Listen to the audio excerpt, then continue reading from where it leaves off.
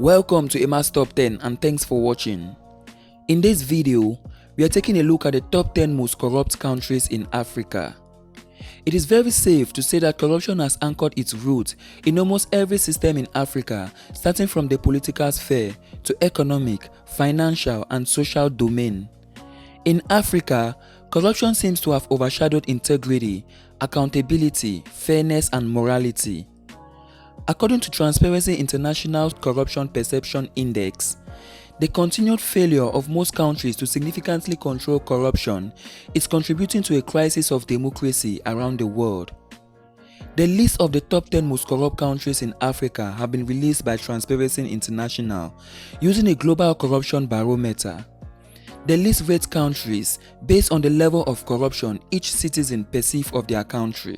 In a bid to determine the level of corrupt practices that have engulfed each country in Africa, Transparency International surveyed people in more than 54 African countries, and the results reflect what the members of each country can relate to.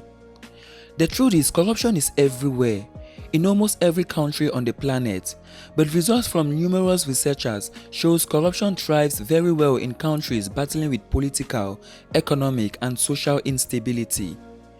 If you're new here, welcome. Be sure to subscribe and turn on notifications so you don't miss any of our videos. The aim of this video is not to ridicule any country, but to show how corruption has feasted in most African countries and for the countries involved to find a way of tackling it. Having said that, here are the top 10 most corrupt countries in Africa. Number 10. Kenya.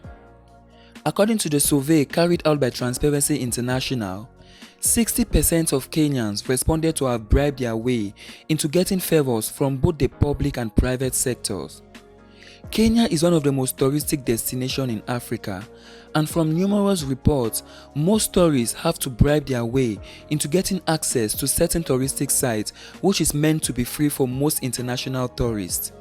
Nairobi, which is the capital of Kenya, is still amongst the most beautiful cities in Africa, but unfortunately, Kenya makes it at the 10th position of the most corrupt countries in Africa. Number 9. Angola. In the past 10 years, Angola have lost more than $5 billion to corruption, which makes the country take the 9th position on the list of the most corrupt countries in Africa. A vast majority of the Angolan government engage in collecting public funds fraudulently for their personal use. Number 8. Zimbabwe. According to the survey by Transparency International, 68% of the respondents acknowledged to have bribed their ways into getting favors in one way or the other in the last year. Corruption is said to be on a rise in Zimbabwe due to the hardship the citizens go through, so they have to find a way to survive.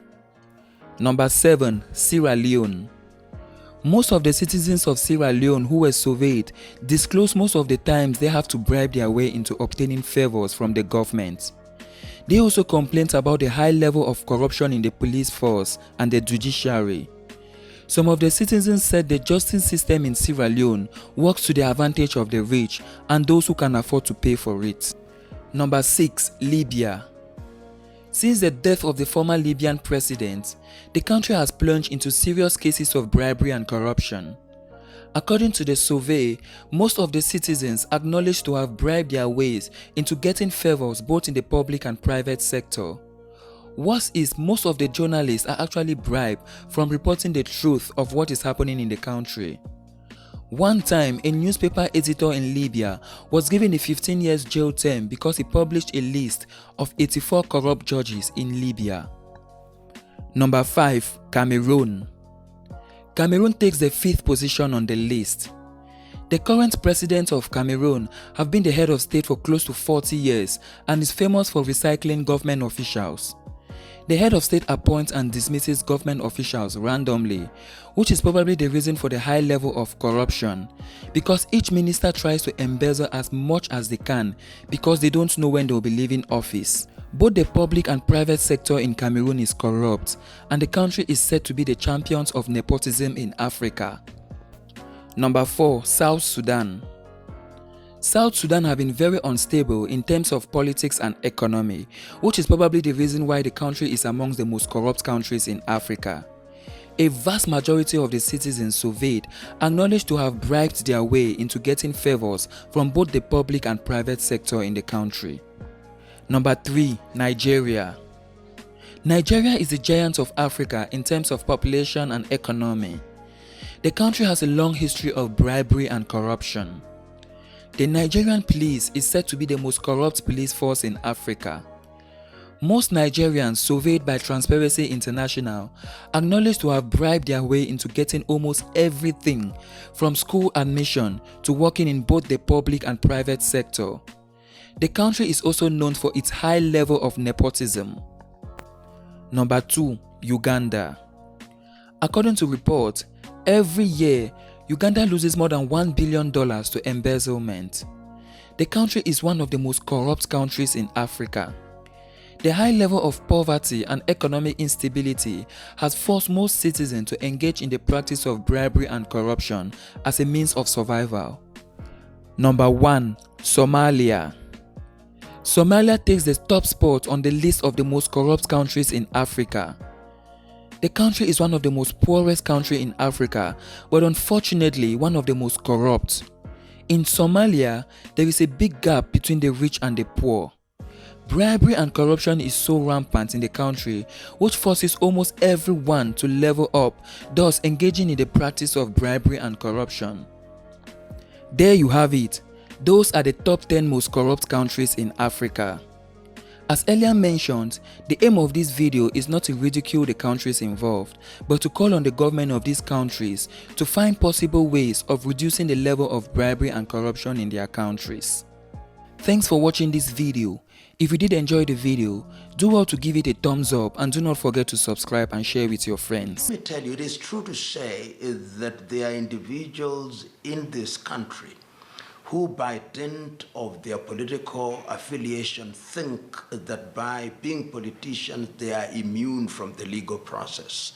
They think that they can engage in activities in a surreptitious manner through proxies, and that the arm of the law will never get them. So you have individuals who own property in the names of their drivers, in the names of their house helps, in the names of their spouses, in the names of their children, and therefore they think that it is impossible to get them if we examine or even if we take them through a lifestyle audit.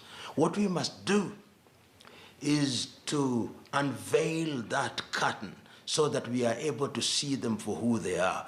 We must, in the nature of things, examine not only their individual accounts, the companies in which they have interest, the companies in which they have proxies, and when we do that and test that against their income tax returns and their known income, we'll be able to unearth these individuals. And it is the duty of the administration of President Kenyatta to demonstrate to the nation, as he has said times without number now, that there will be no sacred cows. It doesn't help the fight against corruption when low-level and middle-level players are the ones who are the target of the criminal process. And I've been on record. I myself wrote to President Kenyatta on the 6th of this month and told His Excellency that this fight is one in respect of which you need our support.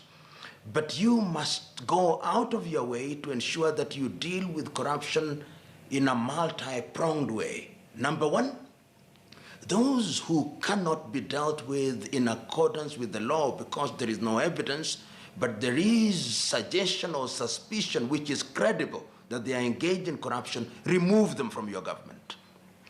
Those who have engaged in criminal liabilities and there is sufficient evidence, don't allow them to participate in your government. And the President of the Republic of Kenya is in a unique position.